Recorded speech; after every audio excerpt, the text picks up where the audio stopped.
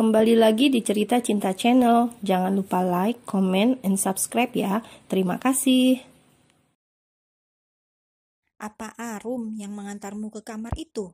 tanya Siska. Dia bicara dengan suaranya yang sangat pelan, nyaris berbisik, seolah tak ingin ada yang mendengar pembicaraan mereka. Padahal di kamar itu hanya ada dia dan Tari.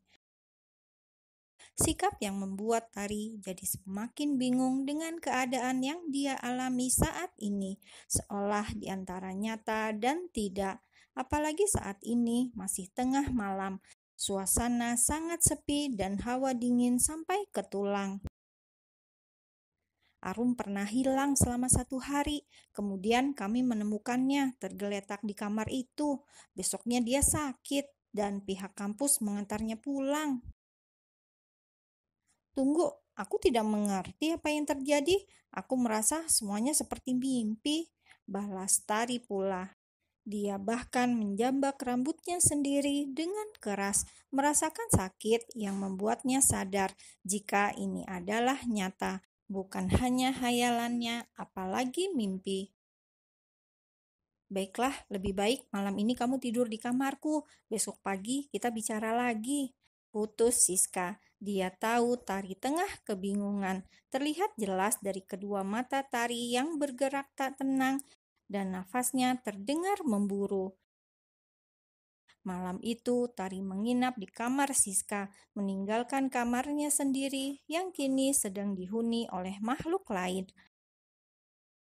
Makhluk itu tertawa pelan, tertidur tepat di atas ranjang yang ditinggalkan oleh sang pemilik. Kedua tangannya yang panjang terus bergerak seolah menari.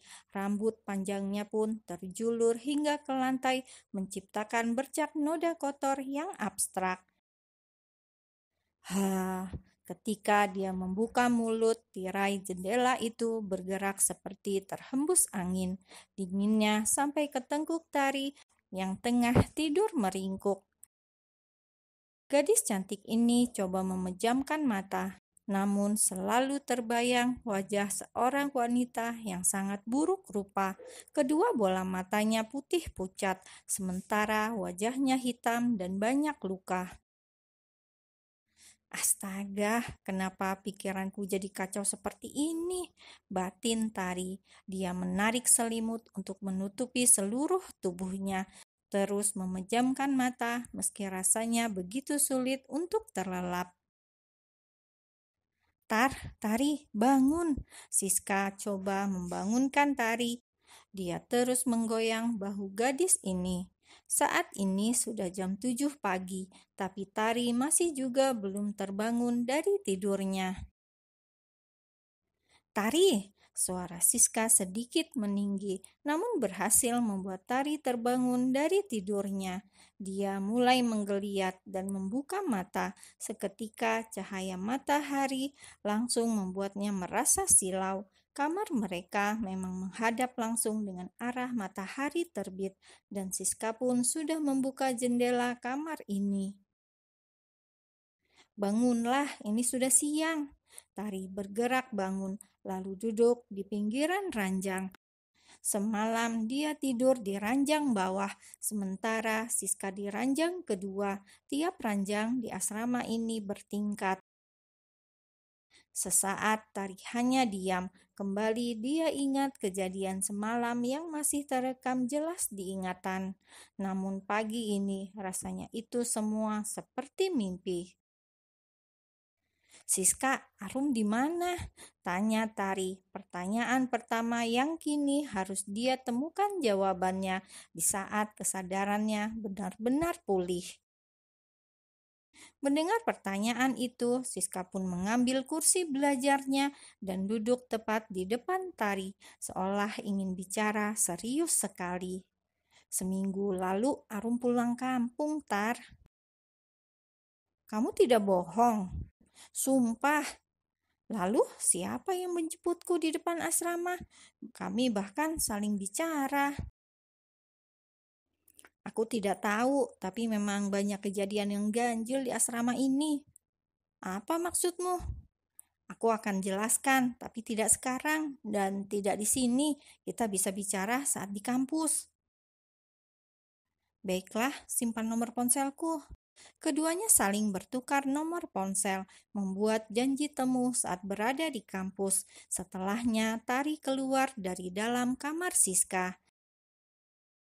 Pagi itu, semuanya terasa biasa saja. Semua penghuni asrama saling tertawa satu sama lain, berlari ke sana kemari seolah tak ada yang aneh. Hanya Tari yang menatap semuanya dengan bingung. Lalu ditatapnya sendiri pintu kamarnya yang tertutup. 201. Dengan semua pikiran yang berkecamuk di dalam kepalanya, Tari mulai melangkahkan kaki menuju pintu kamar 201. Dia putar perlahan gagang pintu itu dan dibukanya lebar-lebar. Semuanya nampak sama seperti saat dia meninggalkannya semalam. Bahkan laptopnya pun masih menyala. Layarnya terlihat mati, tapi beberapa titik lampu terlihat hidup, tanda jika laptopnya masih aktif.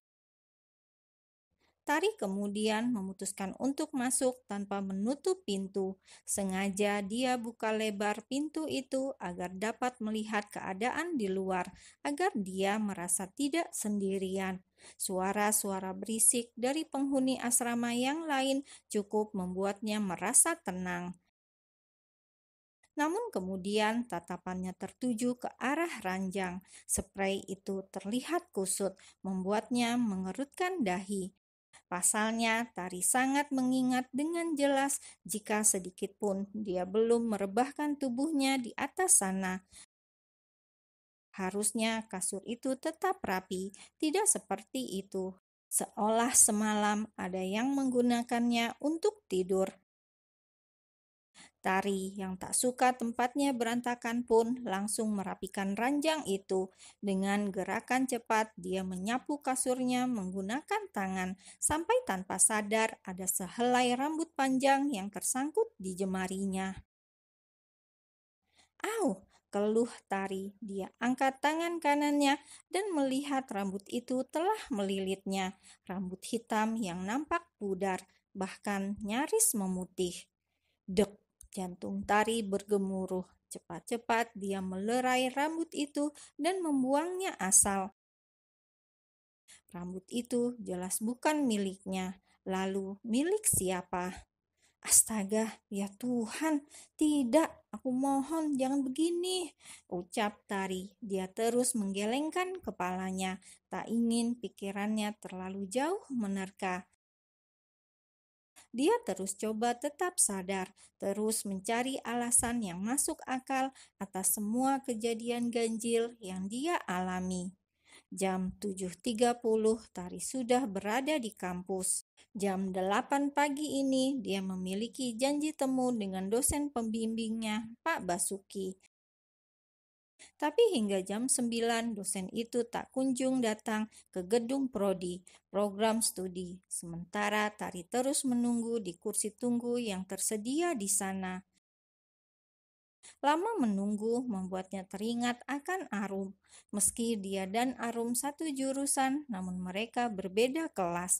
Keduanya pun beda dosen pembimbing, jadi sangat jarang sekali bertemu saat berada di kampus. Namun pagi itu dia melihat Doni, kekasihnya Arum.